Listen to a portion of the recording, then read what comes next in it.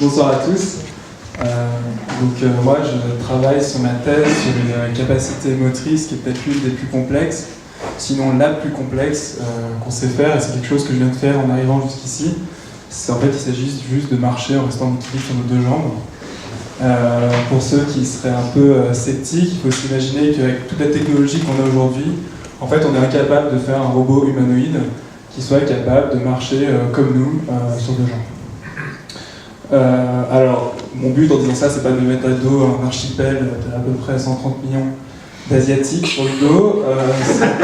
Surtout qu'à leur décharge, ils font face à un problème qui est double. D'abord, un problème mécanique, qui est en fait de réussir à mimer notre complexité articulaire et notre architecture musculaire. Et une autre complexité qui est plus une complexité de contrôle, en fait, ce qui se passe dans notre système nerveux. Qui ensuite, en sortie, donne en fait une marche qui paraît stéréotypée, répétée, etc. Et qui en réalité est capable de s'adapter à plein de contextes. Par exemple, nous on est capable de marcher sur le sable ou juste de monter un escalier. Donc dans ma thèse, pour étudier le contrôle de la locomotion, j'enregistre l'activité cérébrale chez des patients parkinsoniens qui sont candidats à la stimulation cérébrale profonde. Alors la stimulation cérébrale profonde, c'est une approche clinique qui est née maintenant il y a 20 ans à Grenoble, et qui consiste à descendre des électrodes dans le cerveau du patient parkinsonien pour lui donner une stimulation électrique. Et ça traite très bien les symptômes comme la rigidité ou le tremblement. Et ça permet de diminuer un peu la dose de médicaments qui, elle, peut induire des effets secondaires. Donc moi, j'utilise ces électrodes non pas pour stimuler, mais pour enregistrer l'activité cérébrale pendant que le patient parkinsonien marche. Et on a réussi, comme ça, à montrer des relations entre l'activité cérébrale de certaines structures motrices dans notre cerveau et notre capacité à marcher.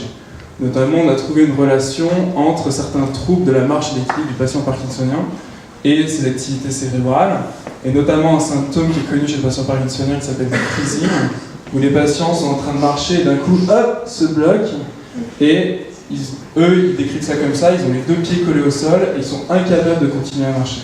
On a décrit comme ça l'activité cérébrale en lien avec ça. Et maintenant, ce qu'on essaye de faire, c'est essayer de trouver un lien entre l'activité cérébrale et l'effet clinique de la stimulation chez le patient parkinsonien sur ces troubles de la marche et de l'équilibre.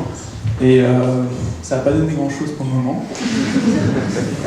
Et une des hypothèses, c'est que les électrodes ne sont pas placées dans la bonne structure, donc on envisage d'implanter de nouveaux patients parkinsoniens dans une nouvelle structure, mais dont on connaît très mal l'anatomie. Donc en ce moment, je suis en train de travailler sur la cartographie de cette nouvelle région chez l'homme, pour aider le neurochirurgien à placer correctement cette électrode, et on va implanter le premier patient dans cette région en septembre.